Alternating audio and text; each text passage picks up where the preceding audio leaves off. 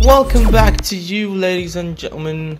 My name is Maxwell, and today we are talking about E3. Apparently, because the title is named E3, what happened, So actually, I'm not going to talk a lot about everything that happened in E3, but just the important stuff that you mustn't at all miss, since that now the E3 is over, and I had to wait until day 4 at least to make a video.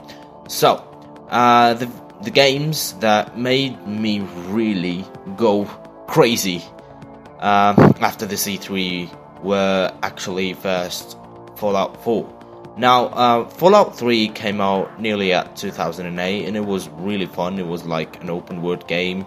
Basically, you just have to add some weapons to Skyrim and you've got Fallout. Amazing story, you've got those nuclear stuff and shit. And I've been waiting for Fallout 4 since ages. I literally lost fucking hope for a new Fallout, but then Bethesda came out with a new Fallout, so that's nice. I'm really excited to try that. You could do a lot of stuff, which is basically really great.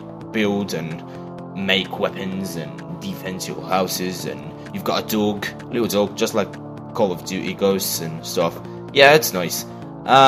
Second, it's actually not a video game, but it's just a news. So Microsoft has launched a new Xbox One controller. I really dig it. It's called Xbox One Controller Elite.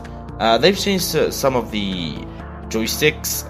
They've added some triggers at the bottom of the controller. They've made some new buttons. I think it's priced a little bit more expensive, a little bit higher than the standard Xbox One controller, and it's I think $150, which is quite expensive. But since the materials of the Xbox One, the new one controller, are really like super solid, oh, that's what they said, I think it's worth it. It's worth it for the money that you should be paying.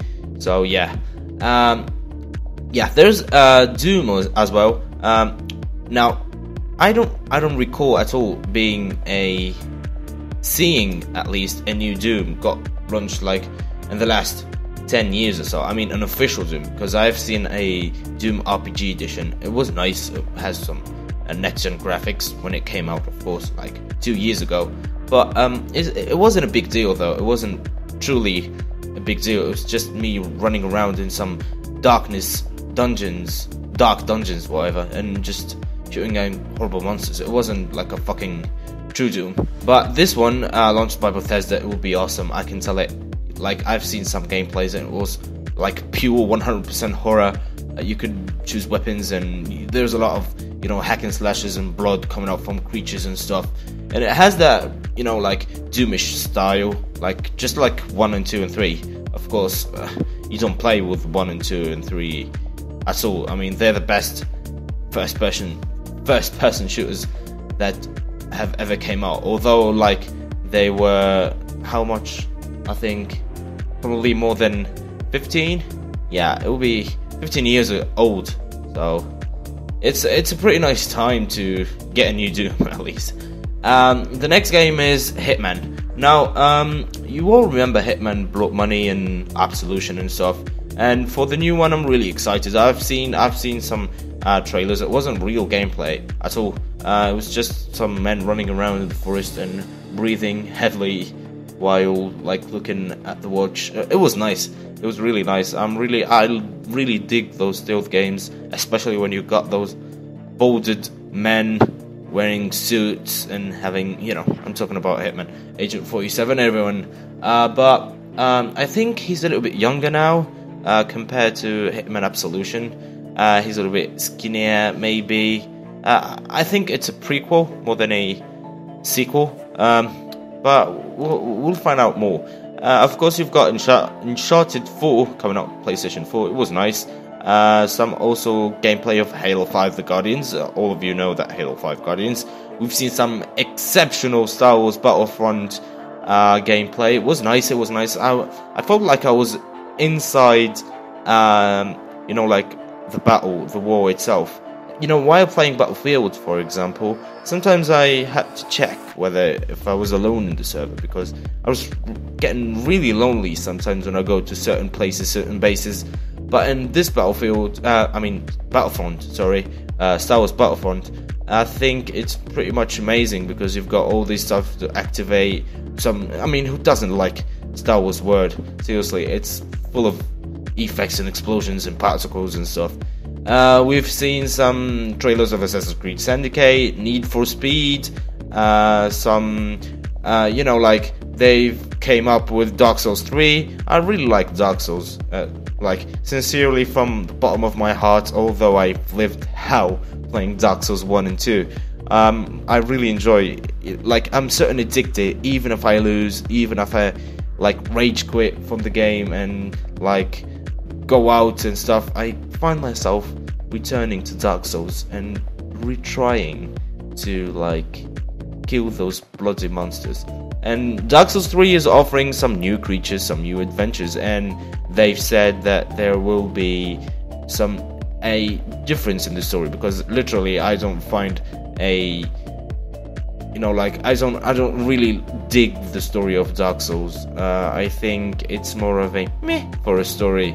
Maybe for the gameplay, Dark Souls, but for the story, it's not a big of a deal. Some guy lost and looking for his soul. We've seen also a new game called Horizon Zero Dawn. I think it's amazing. Really, I can feel it. I've got a small hitch that it will be really great. We've got a female lead, so it's a nice game, just like Tomb Raider, and it's available just on PlayStation.